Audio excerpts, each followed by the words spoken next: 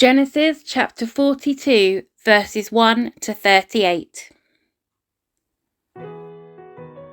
When Jacob heard that grain was available in Egypt, he said to his sons, "Why are you standing around looking at one another?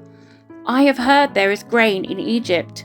Go down there and buy enough grain to keep us alive, otherwise we'll die." So Joseph's 10 older brothers went down to Egypt to buy grain.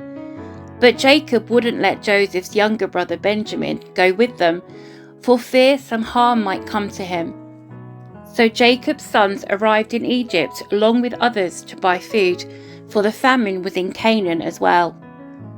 Since Joseph was governor of all Egypt and in charge of selling grain to all the people, it was to him that his brothers came. When they arrived, they bowed before him with their faces to the ground. Joseph recognized his brothers instantly, but he pretended to be a stranger and spoke harshly to them. "Where are you from?" he demanded. "From the land of Canaan," they replied. "We have come to buy food." Although Joseph recognized his brothers, they didn't recognize him, and he remembered the dreams he'd had about them many years before. He said to them, "You are spies. You have come to see how vulnerable our land has become." "No, my lord," they exclaimed. "Your servants have simply come to buy food. We are all brothers, members of the same family. We are honest men, sir. We are not spies." "Yes, you are," Joseph insisted. "You have come to see how vulnerable our land has become." "Sir," they said, "there are actually 12 of us. We, your servants, are all brothers, sons of a man living in the land of Canaan. Our youngest brother is back there with our father right now, and one of our brothers is no longer with us." But Joseph insisted, "As I said, you are spies. This is how I will test your story. I swear by the life of Pharaoh that you will never leave Egypt unless your youngest brother comes here. One of you must go and get your brother. I'll keep the rest of you here in prison. Then we'll find out whether or not your story is true.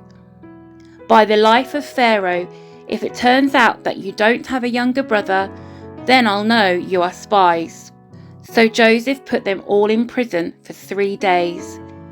On the 3rd day, Joseph said to them, "I am a God-fearing man. If you do as I say, you will live. If you really are honest men, choose one of your brothers to remain in prison. The rest of you may go home with grain for your starving families. But you must bring your youngest brother back to me. This will prove you are telling the truth, and you will not die." To this they agreed. Speaking among themselves, they said, "Clearly we are being punished because of what we did to Joseph long ago. We saw his anguish when he pleaded for his life, but we wouldn't listen. That's why we're in this trouble." "Didn't I tell you not to sin against the boy?" Reuben asked. "But you wouldn't listen, and now we have to answer for his blood." Of course, they didn't know that Joseph understood them, for he had been speaking to them through an interpreter. Now he turned away from them and began to weep. When he regained his composure, he spoke to them again. Then he chose Simeon from among them and had him tied up right before their eyes. Joseph then ordered his servants to fill the men's sacks with grain, but he also gave secret instructions to return each brother's payment at the top of his sack. He also gave them supplies for their journey home, so the brothers loaded their donkeys with the grain and headed for home. But when they stopped for the night and one of them opened his sack to get grain for his donkey, he found his money in the top of his sack. "Look," he exclaimed to his brothers, "my money has been returned. It's here in my sack." Then their hearts sank. Trembling, they said to each other, "What has God done to us?"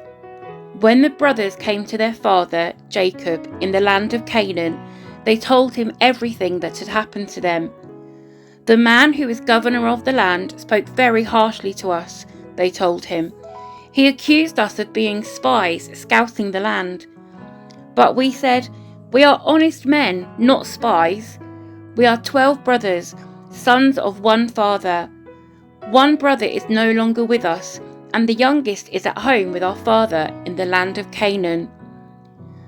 Then the man who is governor of the land told us, this is how I will find out if you are honest men. Leave one of your brothers here with me, and take grain for your starving families and go on home. But you must bring your youngest brother back to me. Then I will know you are honest men and not spies. Then I will give you back your brother, and you may trade freely in the land.